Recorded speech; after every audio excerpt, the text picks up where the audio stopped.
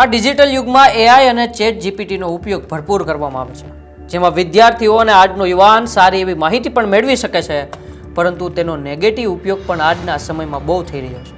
ત્યારે એવો જ એક કિસ્સો સામે આવ્યો છે, જેમાં ડિજિટલ આપને સવલતો આપી છે, આ ટેકનોલોજી અને વિજ્ઞાને આપને સવલતો પાડી છે પૂરી, તેનો આપણે ઉપયોગ તો સારી રીતે કરી શકીએ છીએ, પરંતુ તેનો દુરુપયોગ પણ થયો છે.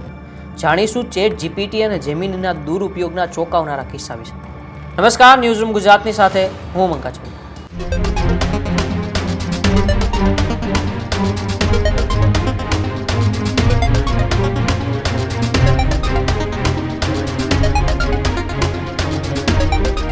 આજના ટેકનોલોજીના સવલતવાળા યુગમાં ભરપૂર માહિતી આજના યુવાનોને મળે તેવા ગેજેટ્સ આપણી પાસે ઉપલબ્ધ છે, અને તેમાં ખાસ કરીને હમણાંથી જ જેમના ઉપયોગનો આપણે ભરપૂર ફાયદો લઈ રહ્યા છીએ એ ચેટ જીપીટી, એઆઈ અને જેમિની છે, જે આ જ ગેજેટ્સનો દુરુપયોગ પણ મોટા પ્રમાણમાં કરી રહ્યા છે. તેવા કિસ્સાઓ હવે ધીરે ધીરે સામે આવી રહ્યા છે. રાજ્યની યુનિવર્સિટીઓમાં અત્યારે પરીક્ષા ચાલી રહી છે, ત્યારે સુરતની વીર નર્મદ યુનિવર્સિટીમાંથી એક વિદ્યાર્થી અને એક વિદ્યાર્થીની કોમ્પ્યુટર સાયન્સના પેપરના કોડિંગ માટે આ ચેટ જીપીટી અને એઆઈનો ઉપયોગ કરીને પેપર લખતા હતા, ત્યારે તેને પકડી પાડવામાં આવ્યા છે. અને ચેટ જીપીટી દ્વારા તેઓ સીધા સવાલો એક કોમ્પ્યુટર સાયન્સના પેપરના કોડિંગમાં લખી રહ્યા હતા, ત્યારે જ યુનિવર્સિટીની સ્કોડ દ્વારા તેમને પકડી પાડવામાં આવ્યા છે અને તેમને યુનિવર્સિટીની આ એક્ઝામમાંથી પણ બરતરફ કરવામાં આવ્યા છે. ત્યારે આ સમગ્ર મામલે પહેલાં તો શું કહ્યું વીર નર્મદ યુનિવર્સિટીના સત્તાધીશોએ, આવો એ આપણે સાંભળીએ. આપણી વીર નર્મદ દક્ષિણ ગુજરાત યુનિવર્સિટીમાં 1,25,000 કરતાં વધારે વિદ્યાર્થીઓ અને 250 કરતાં વધારે સેન્ટરો પર યુનિવર્સિટી પરીક્ષા ચાલી રહી છે. ત્યારે અમારી સ્માર્ટ વોલ દ્વારા 250 કોલેજના તમામ વર્ગખંડો આઈટીથી કનેક્ટેડ છે. સ્કોડને સૂચના મળતા અને ખંડ સુપરવાઇઝરે એ વિદ્યાર્થીઓની જે હિલચાલ છે એના ઉપરથી બે વિદ્યાર્થીઓ, એક વિદ્યાર્થી અને એક વિદ્યાર્થિનીએ એ સ્માર્ટ વોચથી તેઓ ચેટ જીપીટીથી લાઈવ જવાબો મેળવી રહ્યા હતા, અને તે કેસ ચોંકાવનારો સામે આવ્યો છે. આ વિદ્યાર્થીઓ પર નિયમ મુજબ કરતાં ડબલ તેને આર્થિક દંડ પણ કરવામાં આવશે. અને આ પ્રકારના electronic gadget, ballpen, electronic ring, એ જે પ્રકારના ઇલેક્ટ્રોનિક છે કે જે વાઈફાઈથી કનેક્ટેડ થઈ શકે છે, એવા પ્રકારના ઉપકરણો લઈ જવાનો અમે પ્રતિબંધ પણ ફરમાવી રહ્યા છીએ, અને સમય જતાં એક વધારે આર્થિક દંડ કરવાનું પણ વિચારી રહ્યા છીએ. તો આજના ડિજિટલ યુગમાં જ્યારે એઆઈ અને ચેટ જીપીટી અને જેમિનીથી અમુક એવા સારા ઉપયોગો આપણે મેળવી રહ્યા છીએ, જેનો આપણે વિદ્યાર્થી કાળમાં યુવાનોને આજે ફાયદો પણ થઈ રહ્યો છે, પરંતુ એ જ એઆઈ, એ જ ચેટ જીપીટી અને એ જ જેમિનીથી તમે કોઈ ચોરી કરવા માટે, પેપરની અંદર લખવા માટે ઉપયોગ કરો છો, તો પછી આ વિજ્ઞાન અને ટેકનોલોજીનો ઉપયોગ ક્યાંક ને ક્યાંક દુરુપયોગ તરફ લઈ જઈ રહ્યો છે.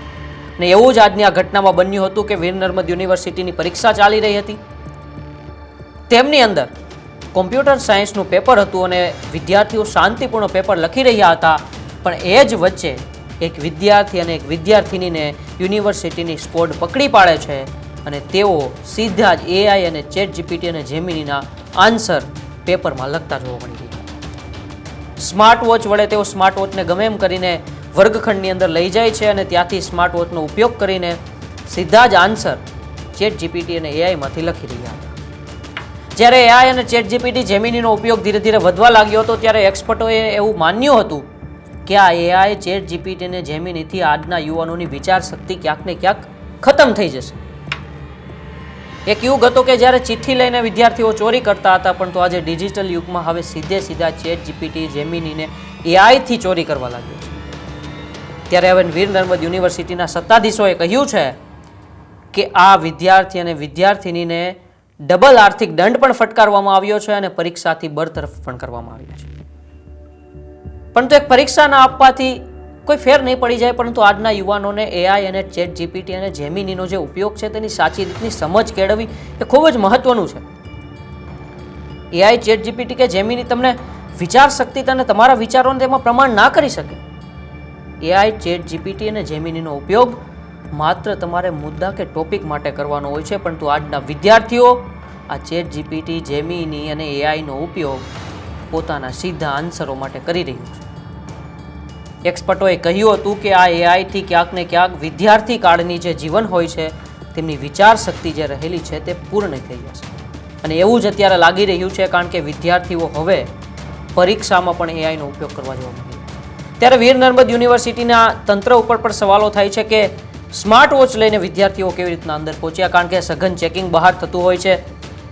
સ્માર્ટ વોચથી લઈને મોબાઈલ ફોન જેવા ગેજેટ્સ પરીક્ષાની અંદર પ્રતિબંધ હોય છે. ત્યારે હવે એ પણ જોવાનું રહ્યું કે કેવી રીતે આ વિદ્યાર્થી અને એક વિદ્યાર્થીની સ્માર્ટ વોચ સાથે પરીક્ષા ખંડમાં પહોંચ્યા અને પરીક્ષા ખંડમાં એઆઈ અને ચેટ જીપીટીના મદદથી સીધા તેઓ પ્રશ્નોના જવાબ લખી રહ્યા હતા.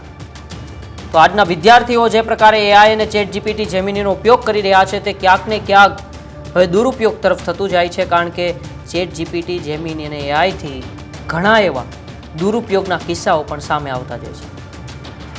એ પછી ફોટોનો કોઈ કિસ્સો હોય, જે થોડા સમય પહેલાં જીમિનામાં ફોટા બનાવવાનો જે કિસ્સાઓ આવ્યા હતા સામે, એ કિસ્સાઓ હોય કે હવે ચેટ જીપીટીથી સીધા સવાલ લખવાના કે જવાબ લખવાના કિસ્સા હોય કે એઆઈની સીધી સ્ક્રિપ્ટ ક્યાંય બોલવાના કિસ્સા હોય, આ બધા કિસ્સાઓ હવે ક્યાંક ને ક્યાંક આ ટેકનોલોજી અને વિજ્ઞાનના દુરુપયોગ થઈ રહ્યો હોય એવું આપણે લાગી રહ્યું છે.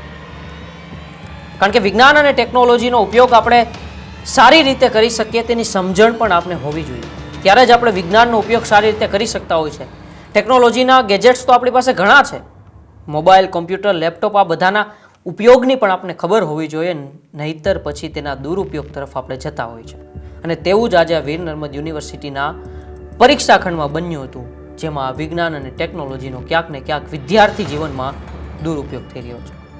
આપણે તો ગુરુકુળ શિક્ષણ પદ્ધતિમાંથી ચાલતી આવી સંસ્કૃતિના વિદ્યાર્થીઓ છીએ.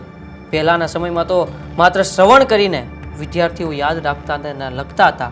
આજે જ્યારે વિજ્ઞાન અને ટેકનોલોજીથી દેનથી આપણે આટલા પ્રકારના ગેજેટ્સ પ્રાપ્ત થયા છે, પરંતુ આ ગેજેટ્સનો ક્યાંક ને ક્યાંક દુરુપયોગ હવે થઈ રહ્યો છે.